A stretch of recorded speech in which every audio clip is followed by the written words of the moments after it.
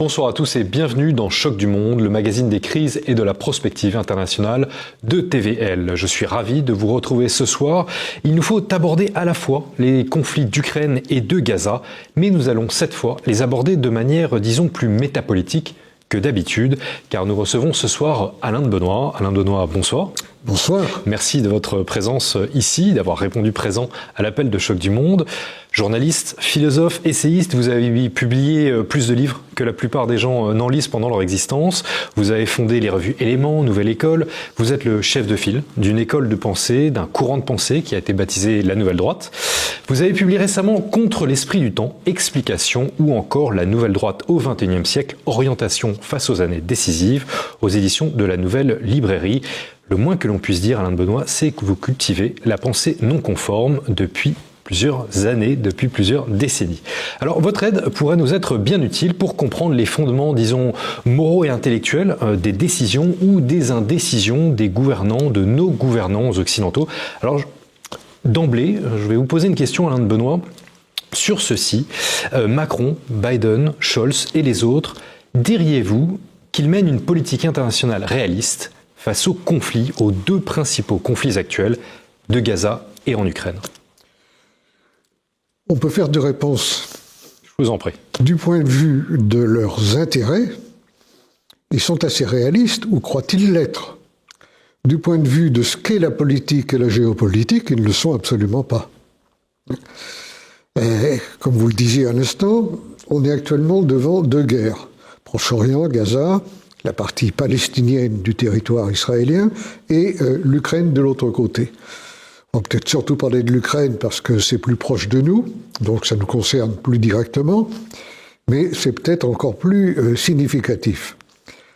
Allons tout de suite à l'essentiel. Je pense que nous entrons, la formule a souvent été utilisée, mais je crois qu'elle est très profondément vraie actuellement, dans des années décisives. C'est-à-dire qu'on se rapproche de l'heure de vérité. Alors qu'est-ce que c'est l'heure de vérité ? L'heure de vérité, c'est le moment où tout le monde va cesser de faire semblant de croire que l'Ukraine va gagner. Tous ceux qui sont au fait des données du terrain sont entièrement d'accord, l'Ukraine ne gagnera pas cette guerre, elle l'a déjà perdue. Personnellement, je pense qu'elle l'a perdue dès le jour où les troupes russes sont entrées en Ukraine, mais laissons ça de côté. Le fait est qu'après s'être battu, courageusement d'ailleurs, le problème n'est pas là. Le courage, vous savez, dans une guerre conventionnelle, c'est tout à fait équitablement distribué des deux côtés de la ligne de feu. Mais les Ukrainiens sont en train de perdre ou ont déjà perdu. Et toute la propagande massive qui nous dit « mais non, pas du tout, attendons, on va leur donner encore plus de matériel », sans s'occuper d'ailleurs de savoir si les Ukrainiens ont le personnel pour faire quoi que ce soit avec ce matériel. On pense évidemment aux dizaines de millions de dollars qui viennent d'être donnés par les États-Unis d'Amérique à l'Ukraine, ou du moins promis, mais tout ça va contribuer à continuer la guerre. La guerre va durer. Les Russes ne sont pas pressés, ils ont leur stratégie qu'ils déploient méthodiquement et qui leur réussit. Et puis après, il y a les commentaires en Occident. Vous les connaissez comme moi. Si les Russes s'emparent de 3 km², on dit c'est une avancée ridicule. Si les Ukrainiens reprennent 3 km², on dit formidable succès de la contre-offensive ukrainienne, etc. Tout ça ne trompe personne. Et la vérité, c'est qu'on s'en félicite ou qu'on le déplore, les Ukrainiens ont perdu. Et on ne va pas pouvoir masquer cela éternellement, et par conséquent, on va arriver à un moment, ça sera l'évidence. Et le problème, et c'est là où est moi mon inquiétude, c'est qu'est-ce qui va se passer à ce moment-là ? La logique voudrait que, comme ça s'est fait en général dans ce genre de situation, on aille vers une discussion politique, un accord portant sur les conditions de retour à la paix, etc., etc. C'est très classique. Personne n'en parle. Personne n'en parle. En tout cas, n'inclut pas encore le premier intéressé ou l'un des deux intéressés. De ménager des efforts diplomatiques ici ou là, depuis les Chinois, les Turcs, etc. Donc, la grande question, c'est de savoir si l'OTAN est, disons les choses plus directement, les États-Unis, puisque chacun sait que l'OTAN, c'est les États-Unis. Est-ce que les États-Unis vont prendre acte de la défaite ukrainienne, et à la limite vont lâcher les Ukrainiens, ce qui ne serait pas nouveau dans leur histoire. Ils ont abandonné leurs alliés chaque fois que ces alliés n'étaient plus utilisables. Donc il y a de grands précédents. Ou est-ce qu'ils vont le refuser? Qu'est-ce que ça veut dire, le refuser? Ça veut dire, à ce stade-là, qu'il n'y a plus d'autre moyen de continuer à se battre contre les Russes qu'en envoyant en Ukraine des troupes de l'OTAN. Et à ce moment-là, on met évidemment le doigt dans un engrenage et on rentre comme des somnambules sur une scène nouvelle qui peut parfaitement déboucher sur une guerre nucléaire. Alors, Poutine n'attaquera jamais l'OTAN. Si Poutine est attaqué par l'OTAN, il ne restera pas sans riposte. C'est justement le cœur des différents échanges plus ou moins tendus entre Paris et Moscou depuis quelques semaines. Alors Alain de Benoît, je vous propose de faire le point pour que tout soit clair pour nos téléspectateurs. D'accord. Moscou, le 6 mai, au pied du ministère russe des Affaires étrangères. Les ambassadeurs britanniques puis français se succèdent convoqués par la diplomatie russe. L'ambassadeur français Pierre Lévy s'est vu reprocher les déclarations belliqueuses d'Emmanuel Macron, qui a réitéré le 2 mai dernier la possibilité d'un envoi de troupes occidentales en Ukraine si Kiev en faisait la demande. Et la diplomatie russe a prévenu l'émissaire britannique Nigel Kazay que son armée riposterait contre des cibles britanniques en Ukraine ou au-delà si les forces de Kiev venaient à utiliser des armes fournies par Londres pour frapper sur le territoire russe. En effet, le ministre britannique des Affaires étrangères, David Cameron, à Kiev, le 2 mai dernier, déclarait « L'Ukraine a absolument le droit de riposter contre la Russie, même à l'intérieur de la Russie. » Une sortie qui tranchait avec les positions antérieures des capitales occidentales, craignant jusque-là une escalade.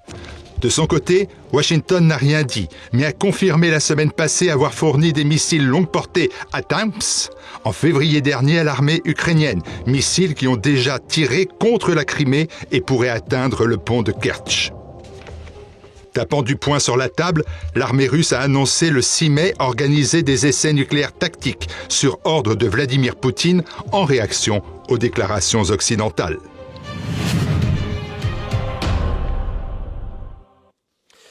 Alain de Benoît, votre génération connaît beaucoup mieux que celle d'Emmanuel Macron, qui, je le rappelle, n'a que 46 ans, l'angoisse de la guerre nucléaire aussi. Comment jugez-vous ces échanges qui semblent, selon vous, semble-t-il absurdes, alarmants ou, encore une fois, parfaitement rationnels? Il y a plusieurs dimensions. D'un côté, les déclarations faites de part et d'autre, c'est assez classique. On montre ses muscles, et si l'adversaire monte d'un cran, on monte d'un cran, et ainsi de suite. Les déclarations de Macron sont assez franchement ridicules. C'est le petit Micron qui s'agite dans son bac à sable, en sautant comme les petits chiens, vous savez, qui n'arrêtent pas de sauter comme ça pour paraître un petit peu plus grand et aboyer un petit peu plus fort.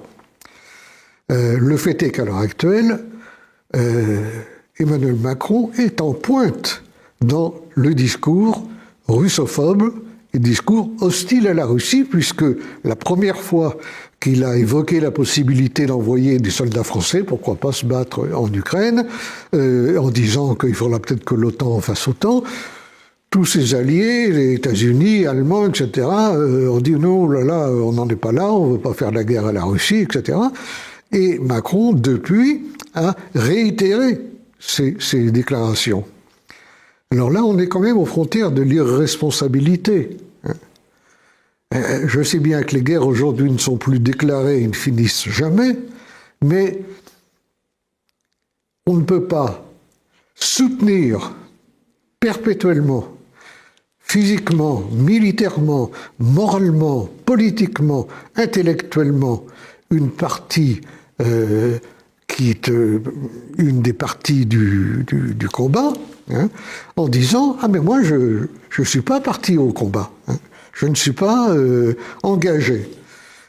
C'est le problème de savoir si nous sommes ou non en état de belligérance avec la Russie. Je pense que du point de vue de Moscou, les déclarations récentes de Macron disent « Mais oui, qu'ils aillent jusqu'au bout de leur raisonnement, qu'ils déclarent la guerre à la Russie. » Alors, on en est là, avec d'un côté un processus qui s'enclenche, qui monte par une série de cliquets toujours un petit peu plus loin de l'irrémédiable. Et évidemment, là, ça c'est pas les gens de ma génération, c'est d'avant, se souviennent de la manière dont a commencé la Première Guerre mondiale, hein, l'attentat de Sarajevo, etc. Je vous passe le cours d'histoire. Donc, on ne sait pas. Mais à mon avis, la difficulté, elle va apparaître lorsque on ne pourra plus dissimuler que l'Ukraine a perdu. Alors, bien entendu, il y a une variable très importante qui donne à penser d'ailleurs que d'ici là, il ne se passera pas grand-chose. C'est le résultat de l'élection présidentielle américaine. Il est certain que si Trump était réélu, si Biden est réélu, la politique adoptée va totalement être différente. Hein. Trump, personnage particulier et haut en couleur, a au moins dit très clairement qu'il n'avait pas l'intention d'aider perpétuellement l'Ukraine. Du côté des démocrates, c'est évidemment beaucoup plus ambigu. Il y a les néoconservateurs qui sont toujours à l'affût et on ne sait pas ce qui va se passer. Et ça, c'est fin 2024, début 2025. Ça va être véritablement l'heure de vérité. Alors maintenant, pour prendre le problème d'un autre point de vue, je vais vous dire mon sentiment. Quand j'ai vu éclater cette guerre, j'en ai été très triste. D'abord parce que je n'aime pas qu'il y ait des guerres entre Européens. Et d'un point de vue plus personnel, j'avais et j'ai toujours d'excellents amis russes et d'excellents amis ukrainiens. Et l'idée que ces Ukrainiens et ces Russes allaient se massacrer mutuellement ne me faisait aucun plaisir. Mais là, ce que je dis, c'est un sentiment. Un sentiment ne permet pas d'analyser une situation et de voir ce qui est en jeu. Or, quand on voit le conflit entre la Russie et l'Ukraine, on voit bien que ça déborde très au-delà. Lorsque l'on voit les raisons de Poutine, lorsque l'on voit l'attitude adoptée par les Occidentaux et surtout son extraordinaire unanimité qui laisse absolument songeur sur l'évolution du cours des choses. Vous parliez du réalisme. Le grand adversaire du réalisme en politique, c'est la morale. La morale résonne sur le devrait être, hein, et pas sur ce qui est. Alors, ce que vous décrivez à l'instant, c'est ce que vous dénoncez régulièrement, Alain de Benoît, c'est le glissement, disons, d'une éthique de la guerre traditionnelle à une nouvelle forme plus libérale, si j'ai bien compris, des conflits. Alors, plus exactement, disons, beaucoup de polémologues ont fait cette constatation, sans compter des auteurs connus comme Carl Schmitt, par exemple. Dans la guerre traditionnelle, on ne porte pas de jugement moral. On a des ennemis, on se bat contre ces ennemis, mais on peut très bien admettre qu'ils ont tous leurs raisons. Et par conséquent, l'ennemi d'hier peut être l'allié de demain, parce que la situation aura changé. Aujourd'hui, depuis le début du XXe siècle, on est entré dans une sorte de retour à ce que l'on appelait au Moyen-Âge la guerre juste, hein, c'est-à-dire la guerre qu'il est juste de faire parce que moralement elle est justifiable. La contrepartie, c'est la déshumanisation complète de la guerre et la montée aux extrêmes automatique. Pourquoi ? Parce que l'ennemi n'est plus ce à quoi nous venons d'assister. Absolument. L'ennemi n'est plus seulement un adversaire des circonstances, c'est l'incarnation du mal. Et les autres, c'est l'incarnation du bien. Donc, non seulement il faut qu'ils soient défaits, mais il faut qu'ils soient punis, il faut qu'ils soient châtiés, il faut qu'ils soient éradiqués. Même observation autrement. Dans des conditions de conflictualité normales, quand il y a une guerre entre deux pays, ce qui arrive assez fréquemment dans l'histoire, il y a d'autres pays qui ne sont pas partie prenante. Ces pays peuvent bien entendu se solidariser de l'un des deux pays qui s'affrontent, mais ils peuvent aussi dire « moi ça ne me concerne pas, je ne vais pas m'engager dans cette affaire, donc je reste neutre ». Neutre ne veut pas dire qu'ils n'ont pas une opinion, mais simplement qu'il n'y a rien qui justifie existentiellement qu'ils s'engagent. Lorsque la guerre a éclaté entre la Russie et l'Ukraine, si on était resté dans cette façon de voir, il eût été normal que certains pays européens se solidarisent de l'un ou de l'autre, que d'autres restent sur leur réserve ou sur une position de neutralité, et surtout qu'ils puissent utiliser cette position de tiers, j'insiste sur cette notion de tiers, pour proposer leur médiation, pour essayer de parvenir à un règlement politique d'une situation caractérisée par la transformation du simple conflit en guerre. Or, c'est l'inverse. Avec une rapidité de propagande qui a engendré immédiatement, non pas seulement de l'hostilité vis-à-vis de Poutine, mais une véritable vague de russophobie, on a vu angéliser les Ukrainiens, diaboliser les Russes, et aujourd'hui, tout le monde est du même côté, en disant on est du côté du bien, et alors qu'est-ce qui va se passer si c'est le mal qui l'emporte ? Voilà, c'est très exactement la situation dans laquelle nous nous trouvons aujourd'hui. Une chose très caractéristique d'ailleurs, c'est la disparition des pacifistes. Quasi-disparition des pacifistes. Quand il y avait un conflit dans le monde autrefois, il y avait des pacifistes. Je me souviens, ça c'est ma génération. En France, dans certains pays, on les voit réapparaître. Et dans d'autres pays. Pour le conflit à Gaza, on les voit réapparaître, par exemple, en ce moment sur les campus. Je vais y venir. Je me souviens encore des manifestations paix en Algérie. Je me souviens des manifestations contre la guerre au Vietnam, qui étaient dans tous les pays européens et aux États-Unis, etc. Sur le conflit russo-ukrainien, silence radio. Silence radio.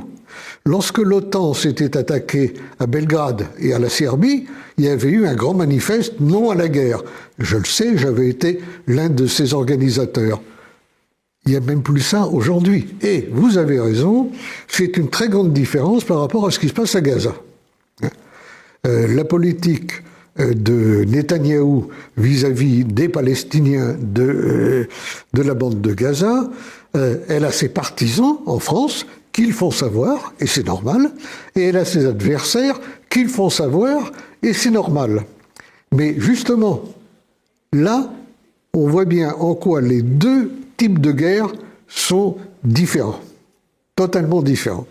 Alors, pour en revenir à ce que je disais à l'instant, lorsque la guerre entre la Russie et l'Ukraine a éclaté, la démarche normale des autorités françaises ou européennes aurait été de dire est-ce que nous sommes partie prenante, est-ce que nous avons des intérêts existentiels en Ukraine ?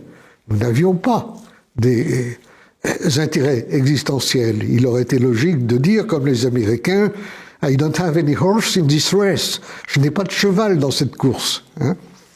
Au lieu de ça, immédiatement, il y a eu l'intervention massive portée par l'idéologie dominante de la notion de l'empire du bien contre les États voyous, l'axe du mal, tout ce qu'on connaît, ce qui nous renvoie à la guerre froide. Mais cela dit, désormais, depuis quelques semaines, depuis quelques mois, mais en effet, 2 ans après le début de ce conflit, Emmanuel Macron parle d'une menace existentielle pour l'Europe. Oui, mais voyez bien ceci. Lorsque le mur de Berlin est tombé, c'était la fin de la guerre froide. On a reconstruit le mur de Berlin si je peux employer cette métaphore, beaucoup plus haut et beaucoup plus épais qu'il n'était encore à l'époque de l'Union soviétique. La preuve d'ailleurs, c'est qu'à l'époque de l'Union soviétique, on pouvait prendre l'avion de Paris à Moscou, ce qui est devenu impossible aujourd'hui. Donc on est bien obligé de voir les arrière-plans. Et les arrière-plans, c'est le grand ébranlement du monde actuel, la façon dont les États-Unis, qui sont dans une situation intérieure très difficile, sur laquelle je ne vais pas m'arrêter, mais qui sentent bien que le temps joue contre eux, ils veulent, comme ils l'ont toujours fait, éliminer les compétiteurs, les rivaux. Rivaux, il y en a deux. Il y a la Russie et il y a la Chine.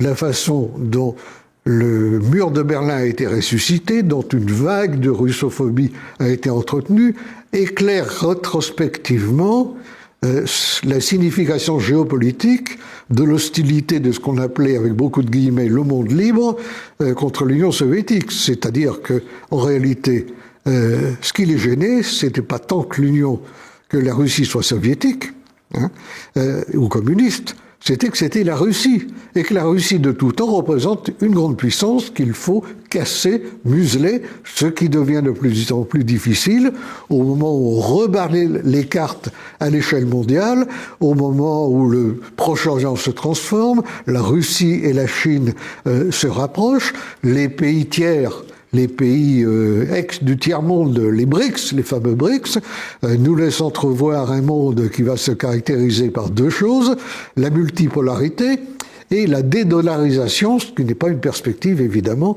que les Américains souhaitent. Alain Benoît, vous nous disiez il y a quelques instants que les guerres menées au nom d'un idéal de paix définitive sont les plus effroyables. Vous écriviez d'ailleurs que le refus d'admettre la naturalité de la guerre est la cause majeure, en fait, de cette évolution. Oui, c'est l'idéologie dominante depuis plus d'un siècle, est une idéologie qui considère, et ça c'est une donnée anthropologique, qui considère qu'on peut, en s'en donnant les moyens, parvenir à une situation dans laquelle il n'y aura plus de guerre. Il n'y aura plus de guerre, donc plus de conflits. Or, les guerres naissent des conflits, ça a toujours été, et les conflits naissent de la diversité des projets collectifs, des aspirations humaines, des intérêts des uns et des autres. Dire qu'on va abolir la guerre, et que pour abolir la guerre, on va en livrer une qui sera absolument radicale, mais ça sera la der, on a déjà entendu ça, fait partie de cette idéologie dominante. Or, malheureusement, le réel se manifeste, c'est-à-dire qu'il y a toujours des guerres. Et pour pouvoir y répondre, eh bien, ils n'ont pas d'autre ressource que de moraliser, de transformer la guerre en juste ennemi, en guerre à juste cause, et de dire que, au fond, c'est pas vraiment, ce sont des opérations de guerre, mais c'est un acte de police internationale. C'est variante une guerre humanitaire, une guerre pour la civilisation contre les barbares. Enfin, il y a tout un tas de légitimations qui ont été fleuries au cours des décennies et qui nous montrent bien comment ça se passe. Et malheureusement, le réalisme, c'est de retourner à la source, de comprendre que dans le camp de Gaza, la guerre n'a pas commencé le 7 octobre, mais qu'elle dure depuis 75 ans. Dans le cas de l'Ukraine, qu'elle n'a pas commencé avec l'entrée des Russes en Ukraine, mais au moins avec la révolution de Maïdan manipulée et financée par les États-Unis. Et, vous savez, dans l'optique de cette idéologie dominante, les méchants, c'est toujours ceux qui commencent la guerre. C'est lui qui a commencé, c'est l'argument de cours de récréation. Mais comme disait Montesquieu, il faut distinguer entre ceux qui font les guerres et ceux qui les rendent inévitables. Vous avez évoqué la multipolarité qui semble de plus en plus évidente. Il y a quelque chose d'assez frappant quand on observe le reste du monde, quand on observe les désaccords dans le reste du monde, au Moyen-Orient par exemple. Après 10 ans de guerre en Syrie, Bachar el-Assad a été réintégré dans la Ligue arabe. Et face au conflit en Ukraine, on remarque bien que c'est le reste du monde qui envisage, qui déjà adopte une posture neutre et qui ensuite envisage la résolution du conflit, refusant donc de facto le manichéisme occidental. Selon vous, Alain Balloy, la désoccidentalisation, parce que c'est dans l'absolu ce à quoi nous assistons en ce moment depuis une dizaine d'années, la désoccidentalisation peut-elle s'accompagner d'un retour en fait à une perspective plus traditionnelle de la guerre? C'est une bonne question à laquelle je n'ai pas réfléchi, mais je pense que vous n'avez pas tort. La meilleure preuve, c'est que les guerres qui se déroulent dans la périphérie du monde ne sont pas immédiatement présentées et vécues comme des guerres morales, entre guillemets.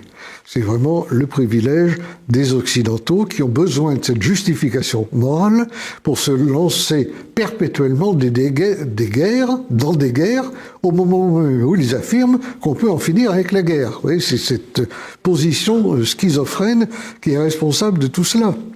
Quand je disais il faut revenir aux causes, on sait très bien dans le cas de la Russie que l'une des causes majeures, non la seule, mais a été que les Russes ne veulent pas avoir des armes américaines, des fusées américaines à leurs frontières ukrainiennes.